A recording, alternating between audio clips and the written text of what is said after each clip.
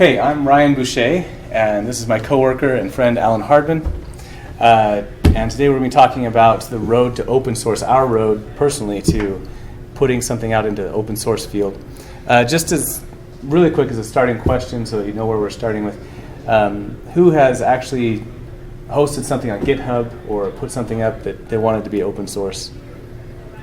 Yeah? Okay. And then just thinking about it then? All right. We'll kind of tailor this a little bit off of what we had before and maybe address some questions and stuff like that as we go along and just have a discussion about it then.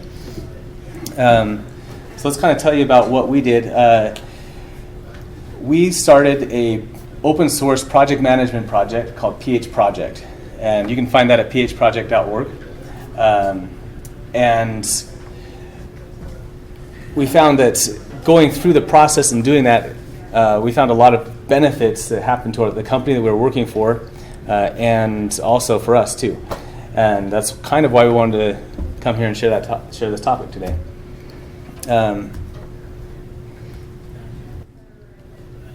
Just as a background of where things were at, in 2013 there was a real push at Thrive Life to kind of consolidate project management. And the problem that we faced was that everybody couldn't agree on what tool to use.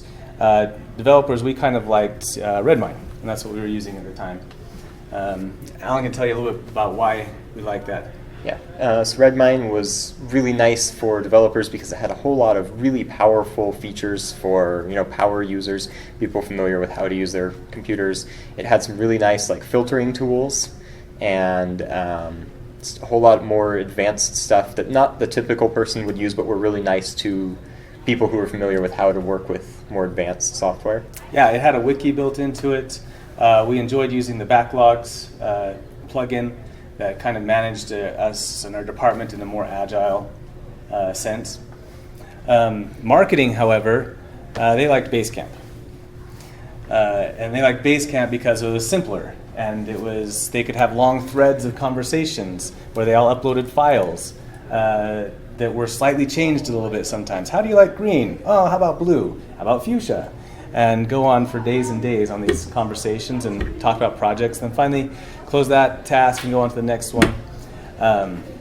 They loved Basecamp and they liked using it. And they liked the way that it managed their workflow a lot too. So we had a problem. We had to kind of marry up these two different methods of managing projects.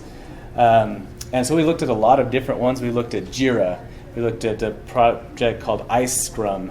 We looked at Trello that my wife likes a lot. She suggested that one to me. And I like it too. It's what we kind of use at home to tell us what to do. We also had one more problem, and that's the executives. And they had their own project management tool that they loved. And that was called Outlook. They would send out emails. Is the project done? Is your task done? Why isn't the task done? When's the task going to be done? And they would just keep doing that until the task got done. Certainly, we had to find something that worked for everybody, and we had a hard task ahead of us. But after a few months of discussion, we finally got to something with the first phase in this, and that was that we got everybody to agree to try Redmine, and that we would do the best we could to modify it and help turn it into something that they wanted and make sure the features that they wanted were in there and all that kind of thing too. If you don't know, Redmine is a tool in Ruby on Rails. It runs fairly fast, and like Alan said, it's got a lot of good stuff behind it and lots of neat features to use and stuff like that. At Thrive, we are a PHP shop for the most part, and not a Ruby on Rails shop. So we kind of got into it. And Alan has a couple of war stories from what happened there. Yeah. So the biggest thing that people got overwhelmed with Redmine was that there were just so many options. So we took a lot of those away and just redid the UI so they only had a few little buttons at the top. But the problem was in doing that, some of those buttons didn't quite get to everything that they really did end up needing. In the process of changing all of that UI, we broke a lot of existing things that used to work correctly. And we tried to provide like a simple dashboard that would show everyone what they were interested in on their homepage. But the dashboard just didn't really work. We didn't do a very good job of it, We weren't familiar with the language or the framework. Yeah, that's the nice way of saying it. The reality was that PHP devs ruined most of the back end of it. JavaScript devs really warped the front end of it. And then finally, the plugins that we chose, like Redmine backlogs, just destroyed the rest of it and was not meant for what we were trying to do with it. So in the end, we had a tool that didn't work very well because of all the things that we were trying to shoehorn into it. And that's the wrong way to go about developing anything. So what happened next is where our story really starts. So we were curious, could we build this sort of thing ourselves? Could we, start from scratch without some existing system that people knew and just build what we really needed? Could we build, a basic project management system where everyone could figure out how to use it, but had all the features that we needed without all the weird modifications that didn't quite work out? So to get started on that, we tried just over a couple of weekends on our own time. We put together a proof of concept. We just figured out basic features, what we want to make happen at a very simple level. Can we even do this at all? So we put that on GitHub. So we figured, if it doesn't work out for us, maybe, somebody else could use it. Maybe we could get some feedback on something that we were working on. Somebody has some recommendation or something.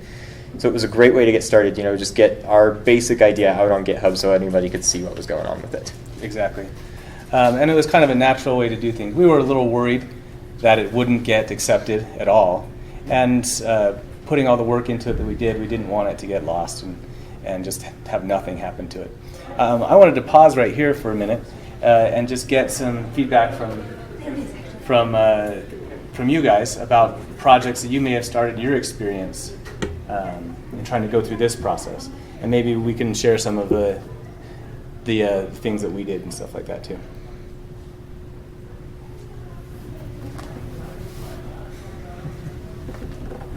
I'll throw it out. RyanBouce, I worked for Panasonic.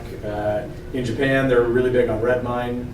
We evaluated it, quickly dropped it, and we're on Jira now. On Jira, sure.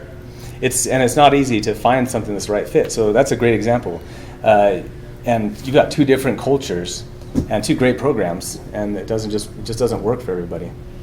Yeah, absolutely. So I know exactly where that's coming from for sure. That was our exact experience here. Early on, Alan talks a lot about we. He did a lot of the work on this. My experience was that in contributing this and checking it out and then pushing it back up and seeing it out there was kind of fun. And wondering what was going to happen with it was a little bit scary, but as we started to build it and talk and plan through a project that was all our own, was much more fulfilling for me than trying to do the collaborative work in a business environment where that you have some ideas, but everybody else has got some ideas, and you might not get listened to, you might. When it was just Alan and I, we really got to shape what was going to happen and how things were going to look like. Alan had tons of input, I had tons of input, and we were able to make it work together.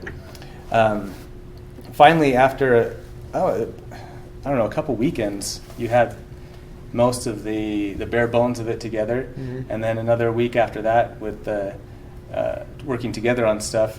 We showed it off to the COO and the project management lead and talked to them about all the problems that we had with Redmine and how much struggling we were doing, and we kind of took advantage of the situation where there was something obviously broken. And this might be the first key step in how this actually got supported, is that we saw an opportunity at our work that was really lacking. And what I've learned is that management loves when an employee will see a problem and just find a way for themselves to fix it. They want problem solvers and things like that. And it's happened to me, this is probably the third or fourth time now, where we suggest something and I'm always surprised that when you make a suggestion that's really bold, sometimes management will say, yeah, go for it. Yeah, do it. Great. And what I've learned is that's kind of just one less thing they have to worry about. And so because of that, we actually got approval to start working on it. And we started gathering feature requests and going off on it. Alan, why don't you talk about kind of what that was like to be able to get approval and to be able to start working on that as an official project at work? Yeah, it was pretty awesome because, normally you go to work and you work on your work. You have something that is owned by the company that you're required to put, the company's time into, your own time for the company. You have to work on their products, something that you don't get to show with your name on it. But if you're able to develop an open source project at work, you're able to, get your own time to work on something that you can put your name on, something that you can show people outside of the company and say, I helped build this. You can use this too because it's open source. It's awesome. You're just able to, you're able to feel like you have more ownership. You're invested in that code because it's open and other people are able to see what you've been able to do rather than just you're working for the company. Yeah, absolutely. So that's really the first two things and the first major benefit.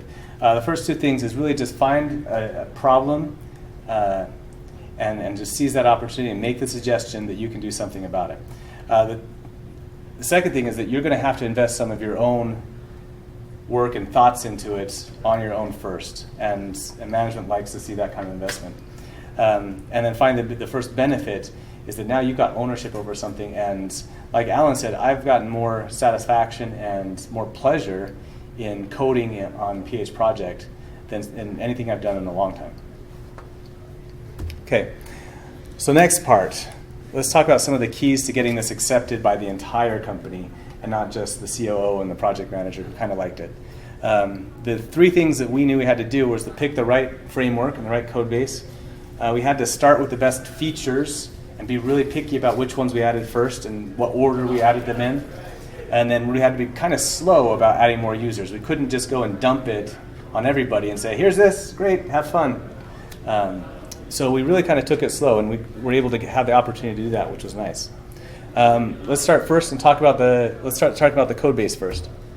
So we decided to start with, just since we're mostly PHP developers at Thrive Life, we picked a simple PHP framework. We went with Fat Free Framework because it's a micro framework. It's very basic. It doesn't really take a lot of framework experience. You don't have to know the framework itself very well to use it. It's just, it's easy to pick up because it's just core PHP. If you've written PHP, you can write Fat Free code. It's almost more like just a helper library that kind of adds a little bit of a framework. Yeah. I want to take a second to highlight it. You can find it at fatfreeframework.com. And there's a great user guide that when I started using it, and actually this is kind of a funny story, but Alan came in one morning and said, hey, I started using this framework called Fat Free. And I immediately rolled out of my cubicle in my chair still and poked my head around the corner and said, I love Fat Free Framework. This is great. I have just been using it in my last job almost exclusively and really exploring it. And when I started using it, all of the documentation was on one long, giant page, and that was it. And you just scrolled through until you found everything that you needed. Now they've gone and they've made it a lot more user-friendly, and so it's really nice. You can look up everything about databases here. And they talk about how you can run queries directly, how you can use their ORM. And really, it was this first choice of using this, that really shaped a lot of the rest of things that we did. Alan talked about how it's easy to turn into an MVC kind of framework, but one of the other things that it does is that it promotes views in your database over a lot of joins. And because of that, we were able to take something that in Redmine was taking forever to run. That's the task board. It was trying to load up about 221 tasks. In order to do that, it ran about 500 queries. And then it took usually about 90 seconds to load up.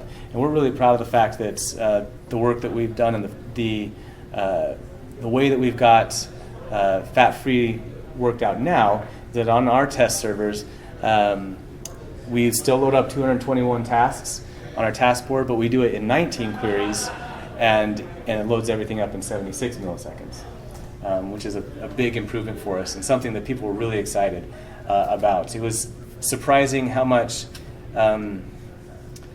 because at work we deal with a big non-technical crowd, the most thing that they are interested in is speed. And when they saw how fast the task board would load up for them, they started to get really excited about everything that was going to happen. So the second thing that you have to focus on are the features that matter. Alan, why don't you tell them about the very first feature that you added to? So the very first thing we decided to add was custom themes, because why not? You may as well be able to pick your theme. It's pretty cool. Some people prefer a light theme. Some people like to have everything really dark. So, you want a dark theme.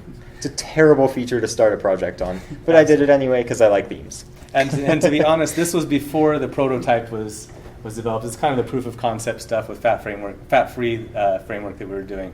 But we started with something fun. After that, we kind of had to get serious. So we took the most basic things, adding and updating tickets, adding comments, uploading files, and then a task board, those things that were most important to everybody, and we started with those things first. And the second part of that is we knew that we had to deliver those first features as fast as possible. And so we asked for about 30 days of development time where people could still struggle along with Redmine and stuff, and we would keep working on this and get it out. And as Alan mentioned before, because we owned the product, we were highly motivated. Not only did we work on it at work, but at home, you'd still be thinking about it. You pull up your laptop and you go at it again. A great way to be able to just relax and look at something that you own and you work on. And that's kind of still how things go today. A lot of our development on PH Project is done at home or on the weekends. When an idea pops into my head, I know I jump on it. I have about 10% of the commits that Alan does, so I know that the same thing happens with you. Is that not true? Yeah. Spend a lot of time on the weekend working on it. It's fun. We also get a lot of feature requests that we have to kind of filter out too, and it's a little bit easier to do that when you actually own the product. And not just feature requests from our own company, but now this has started to become more popular. We get feature requests from all around the world now. What are the stats on our forks and checkouts and stuff like that now? I think we're up to, we've got 20-something forks. We have, I think we're hitting like 40 different unique users per day on the website, which isn't a ton, but for a little open source project we started, it's pretty cool. We're getting 40 people from around the world, a lot of them outside the US. We're getting a lot of people from like Russia and, just all sorts of random locations that are finding our project and want to contribute to it. We already have people, with fat-free, another one of the benefits is that it makes localization really easy. It allows you to just plug in a dictionary file and swap out strings. So, if you want to say log in English, you can swap it out for your Spanish, your Russian, your Japanese, whatever, just by swapping out a dictionary file. We decided to go with that, and having no intention of ever translating anything. Mm-hmm. And we found out that we've gotten it translated down to 5 languages without even asking for it, which is kind of awesome. Mm-hmm. Just to have people contribute that way and send it in to us. We even have a UK English version of it. I'm pretty sure it's just one word, and we changed the spelling on the word color to have the U. But yeah, as Alan mentioned, we have Russian, Spanish, and I always miss the fifth one. I believe we have Portuguese. Okay. And we are up to 10 contributors now. And we don't know 5 of them personally that we've never met. So that's something that we like a lot. Here's a kind of a peek at some of the features. And this is a lot more complex now. For some reason, we didn't. This is actually brand new. This is a screenshot from yesterday. Okay. We should have taken a screenshot of some of the earlier versions, but this is kind of what we showed off in those first steps. And it was basically a task page, a place for them to leave comments and to mark it complete or to change the status on things and edit it.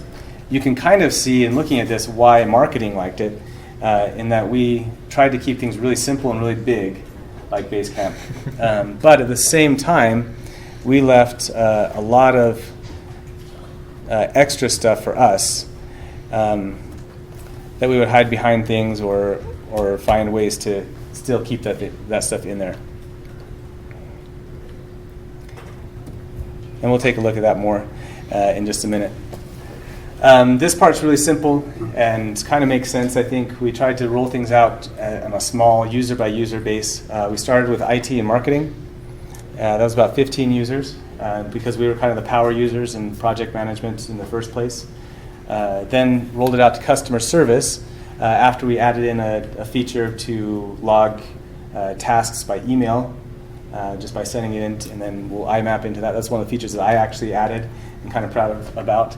Alan's got tons and tons of features. I only have a few, so I'm really proud of the ones that I have in there. But after we had that in there, we knew we could roll it out to customer service and start using them. And then everybody that we started requesting IT tasks, another 15 users there, they rolled out. And then finally, project management's office took it out to the entire company and moved everybody onto it. This was a great way to kind of have a built-in beta test system. And so if you can find a way to use your own company to help you be the beta testers on a project, this is a great thing to do. A great way to do it. I would recommend it. It's much easier to find problems and stuff like that when people are using it, but sometimes in the open source world it's kind of hard to find people to use it. And so if you're looking to break into the open source world, finding a project that will help your company out that can also be open source is a great process to do it. Okay, so in 2013 we launched Tron, the Thrive Resource Optimization Network, that we totally did not just pick a cool name and try and shoehorn an acronym into. The power users in it are among marketing, and now the executives as well have moved off of their Outlook and are getting into Tron and using it, which is great. This was one of the truest agile development projects that I've ever been able to work on. And it's felt really good. Just the whole process that we went through, it's very iterative. Even now that it's out there, we will get requests in. We'll prioritize those requests with the project manager, take those, go and make changes and roll that next version out. And it feels very natural and very fun to work on. We have, where are our stats at now?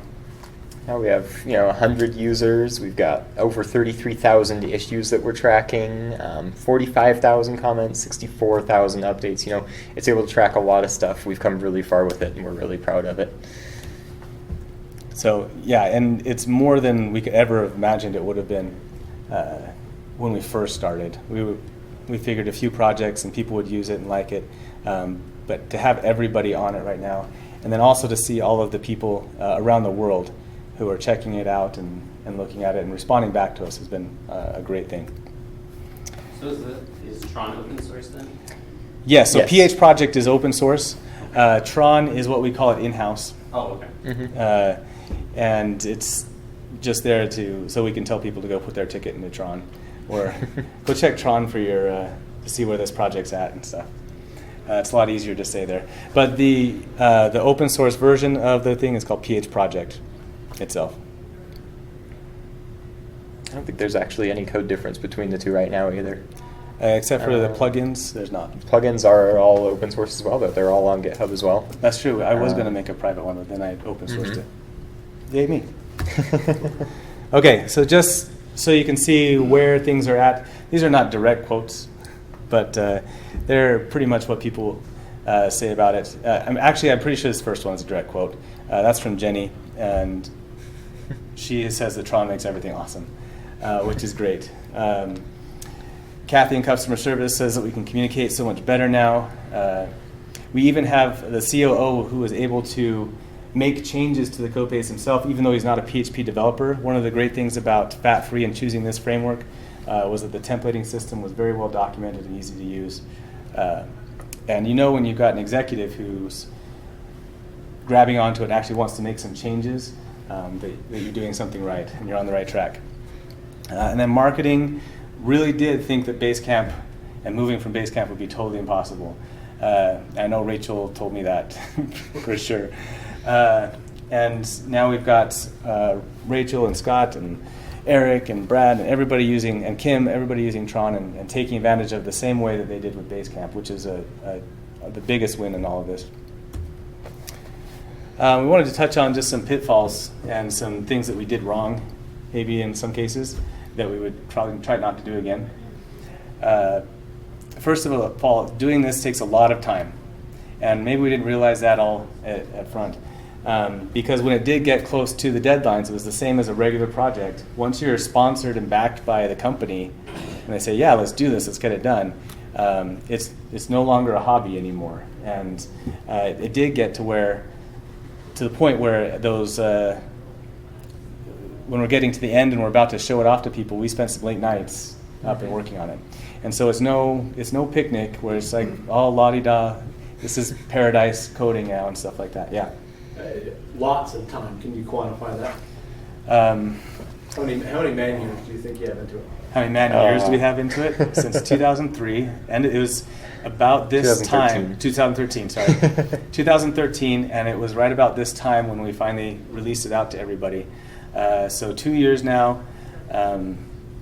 I have, like I said, I've only got 10% of the commits that Alan does, and I have probably, especially that first week, that week right before we launched it, I probably spent an extra 20 hours on it outside of work, so 60 hours that week, just working on PH project stuff. Since then, I open it up at least once a weekend and look at it again for an hour or two. Alan, I know, is a lot more into it. Yeah. Follow-up question on that. So I'm interested in how much extra time you spent on the project versus what your company needed in order to have it be an open source project. Okay. So I don't know how much that 20 hours is like in addition to your day job. But the question is, and then how much outside have the outside contributions offset that for your company? Like if you've gotten more contributions that are useful to your company than you've given out, and it's just worked out well, or is it actually a net negative for your company, but they're happy to do it anyway? That's a good question, Alan. I would say mostly we haven't necessarily gotten enough back that they spent more time on it than we did. But the value to the company in making it open source did not decrease necessarily. We didn't have to spend any extra time to make it open source. So it's about a wash now, but your company also gets the advantage of knowing there's other people who know and use this than just you guys. Correct. Yeah, absolutely. And what we would have paid to develop and all the hours that we sunk into trying to customize Redmine anyway, the amount that they were paying for Basecamp every month, several $100s a month just for Basecamp, and then just the better the productivity increase that we've gotten from using PH Project has definitely made it worth it for our company. Oh yeah. Sorry, I want No, to go that's back a great to that. question. So were you 100% of the time for 2 years? No, not 100% of my time. Probably about 30, I would guess. About 30% of my work time for those 2 years. So Yeah, that's about accurate. Plus you're into it a man year. Yeah. Mm-hmm. Yeah, that's about right. Including lots of time outside of work, and yeah. Yeah, it's the outside of work stuff. I mean, you're talking $250,000 investment. Yeah, it could be over that time. So, yeah, it's probably not that much. It's probably more than 100,000. So, okay. All right. Depending on the company. Yeah. So one of the other pitfalls is the problem of having too many cooks. Once it started out, it was great. It was just Alan and I talking about features. We'd go and we'd do it. We'd come back and stuff. All of a sudden now, when you're developing something on your own, and any time you do this is a problem with any in-house development stuff, is now you've got everybody who knows exactly how it should work. And we fought a lot with how much we have to come back on that and say, no, we shouldn't do that this way because it's not great for open source. And we won most of those battles, but it was not easy to do that. Yes? So on that topic, you have your internal need to do things that might not be good for you, but your community also asks you to do things that you don't necessarily need for your employer. Right. How do you weigh that project governance question of allowing your community to do whatever they want, even though it kind of ruins it for your main sponsor, versus telling them, no, we can't do that because that's not our use case? So a lot of that, if it's things that we could find that would be good in general, even if it's not necessarily a useful feature for our company the way that we're using it, we'd still work on it on our own time, working on finishing up the implementations that people will start contributing. If it's things that the company needed that don't necessarily work for the open source community, we try to adjust what they wanted so that it would fit a more general thing. We tried to do that with the open source as well. So if people had a very specific contribution where they're like, oh, we wish it could track this very specific metric, we'd say, well, okay, how about if we track any more generic metric that could be used that way? Alan made 2 good points right there. One that a lot of times we could use the open source as a crutch and say, not a crutch, but a fallback and say, maybe they would do it better this way in open source, and get them thinking about that and let them kind of catch the bigger picture of things too. Not always, but a lot of times that worked out well for us. And the second one is it's not just from our company, but also from these other people who are forking the project or cloning it and checking it out to look at it. And then the suggestions that they make back are 10-15% of those are not great either suggestions. And so you have to learn to say no to a lot of people. It's easier to say no to people you don't know. A lot harder to say no to the people right in your face, especially if they're your boss. Especially if they're writing a check. Yeah, exactly. But how do you keep them from just doing it? How to keep them from just doing it? They It's want up to them. build their own No. feature and That's they it. want to add it Yeah. in, So, let I them mean, do just that. somebody Yep. boom. Yeah. If they submit a pull request and they have some Submit that. amazing feature that we don't think would be useful overall, we can reject the pull request and they can keep it on their own fork. GitHub makes that super easy, so then they can keep developing that feature on their own, still merging in our changes. But yeah, if it's something that they're already working on that they want to keep going on, we'll let them do that. And I think twice there have been things that come in where it seemed like a good suggestion, but the way they did it was just backwards from how it should be done. But it prompted us to go and fix it and come back Right. with what it was, what it should be. Yeah, GitHub does make that super easy to keep control of your own project. In the end, we determine who actually gets to contribute, or what contributions actually get put into the main project and what don't, which is really nice. And the last pitfall, it seems like a trivial one, but you also have a risk of exposing confidential information when you deal with any open source and open repository. And that's something that you have to really watch out for. I know we've come close on PH Project to doing that and haven't actually done that. There was another repository where some people's phone numbers got committed to the repo, and that caused some pain to go and clean that back up. But that was a for fun kind of jokey project. But it made us realize that we need to be super careful with what goes into PH Project. We're using this on our own development machines that are tied into our development databases that in the config file have our development database passwords in them. So if that config file ever gets added to the repo, then now we have all of that stuff out there. And so it's a real important task to make sure that you keep that separation and keep everything segregated there. Thank goodness for Git ignore. Yes. So we get ignored a lot of things really quickly, and that's been a real saver. I'm always worried that I'll put some comment in or something like that or hard code something that I'm testing, because I do that a lot when I'm testing stuff out just to get things working right, and then I'll go back and replace things with variables afterwards, which is kind of my workflow. But that has bitten me in the past, where I'll miss something and it'll go out into production with something hard-coded still, when I meant to always go back and take that out. It can happen here too, for sure. One other thing with the risk of exposing confidential information, as this is a project management system, its database will contain trade secrets and that kind of thing. You're going to be storing confidential information in your software, quite likely.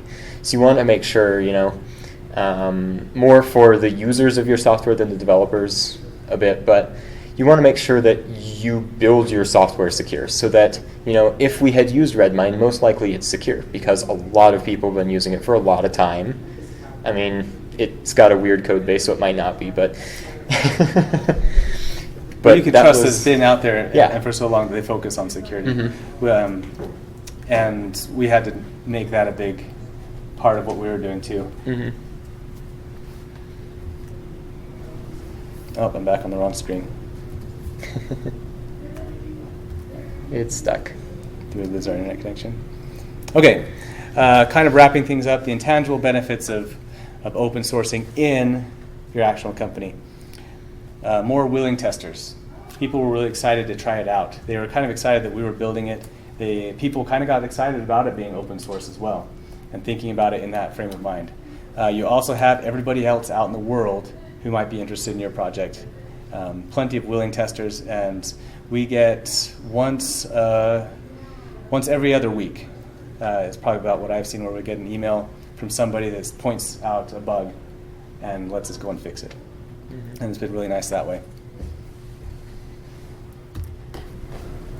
As Alan talked about before, you get happy developers. Oh yeah, it's way fun. It is. And yeah, getting to develop on open source is just fun because, yeah, as I've said before, you get to put your name out there. You get to work on something that is something you came up with, or something that you have a lot of say in, rather than most closed source corporate software. You're given a very strict, this is what you're going to build. You're going to build it this way. We need it by this date. It has to do this. With open source, you get to pick what you do. If you want to completely change how some feature works before you actually finish building it, as long as it still meets the basic idea of what you were trying to do, you can do that. You can change the way things work to make it the way you want it and the way that you think it would best work. Which is a lot of fun. Those are both great for developers. Now for the company gets some cachet out of it as well. There is a lot to be said about an executive talking up the development team to some investors and being able to say, look, our development team has projects that are out in the world and that are used by lots of people. They develop stuff that is great and is shared and used by people all over the place, in addition to the stuff that they do for us.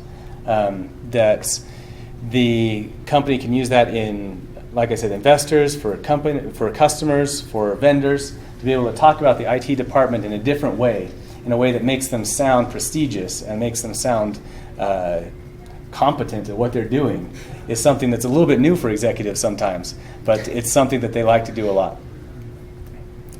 You get some exposure for the company.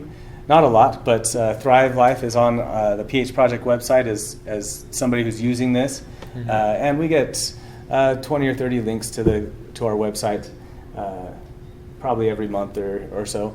That's not to say that these people are actually interested in freeze-dried food, but it's never a bad thing to have more links back to your website.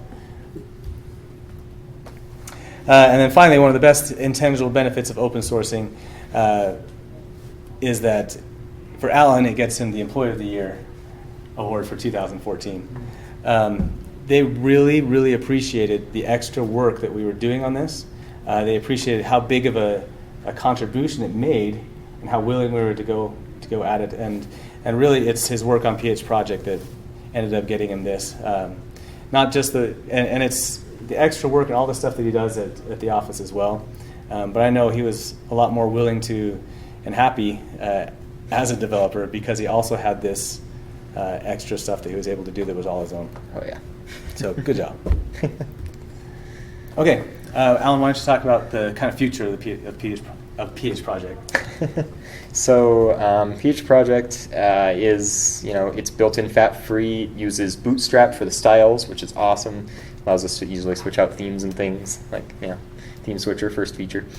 But going forward on it, some of the things that we have planned, we're going to move from using pre-compiled CSS using less styles, so we can more easily, customize the themes in a consistent way.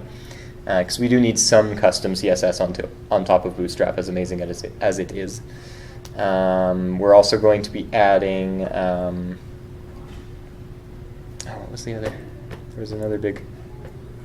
We just finished up a bunch of additions and entries into the issues database that are going to allow us to put together a Gantt chart. Oh yeah. In the near future, which we're excited about. Just the layout stuff that's going to be involved in that is going to be a lot of fun. Mm-hmm. We're also working on a way to allow the user to allow administrator users to change the configuration of the site without having to go in and edit configuration files manually, like in a text editor or on the server or whatever. And with that, we'll be able to provide a hosted platform, which I intend to make free for small groups. So if people just want to try it out, see how it works for their little department or whatever, they don't have to run their own server and all that. They'll just be able to sign up, get their own custom domain, and use the project. Yeah. So how can you try it? It's at phproject.org. There's a big demo button up in the top here. And you can go through, click through, add anything you want, see how things work. On phproject.org, under the use, there's some instructional things. They'll talk about what some of the pages do and how to do also some of the more advanced things in there too. Set up incoming mail. Sorry, my scroll's kind of freaking out there. Set up the incoming mail. There's a REST API for it as well, and plugins. Some of the fun parts of it, you can click around on the task board and see what goes into that, how that works. All the extra work we put into this to try and make things work the way that IT likes them. Wow, those demo users are not doing great on their sprint. I believe that sprint around is 2 years long. So the burn down chart's a little bit weird. But that's one of the longest sprints I've ever seen. Yeah. Yeah. It was for testing purposes. Okay, great. Okay. See how things, click around, see how things look. You can work in you can work individually. You can also work in small groups. So I can look at everything that my department's doing. Marketing can look at everything that their department's doing. If you're working together as a group on a project, you can look at everything that your group is doing.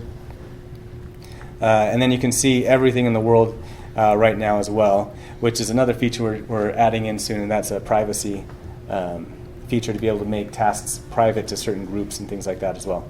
Mm-hmm. Yeah, so it's fun to click around. And how can you contribute to the code if you're interested in doing so? It is on GitHub under, if you search for PH Project, or go to AlanAction/PH Project, you'll find the code there.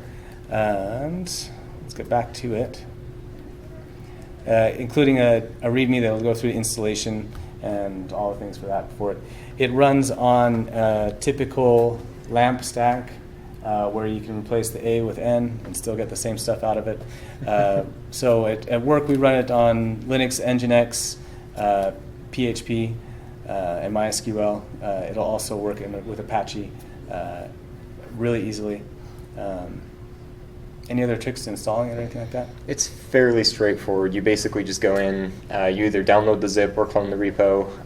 If you want a more stable one, you can clone the repo and then check out the release branch where we actually have much more thoroughly tested code. And then you just browse to it. It'll pop up an installer.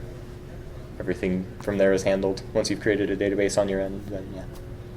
And that maybe answers your question too about a lot of the extra stuff we had to go through to make this an open source project. Mm-hmm. Normally you don't think about installation paths and wizards and stuff like that when you're trying to do your own stuff, because you know you'll always be able to install it. Here we had to add that on as extra features and stuff too. Mm-hmm. All right. Whoa, thanks. Sorry, any last questions or anything like that you'd like to know about the process or about the program itself?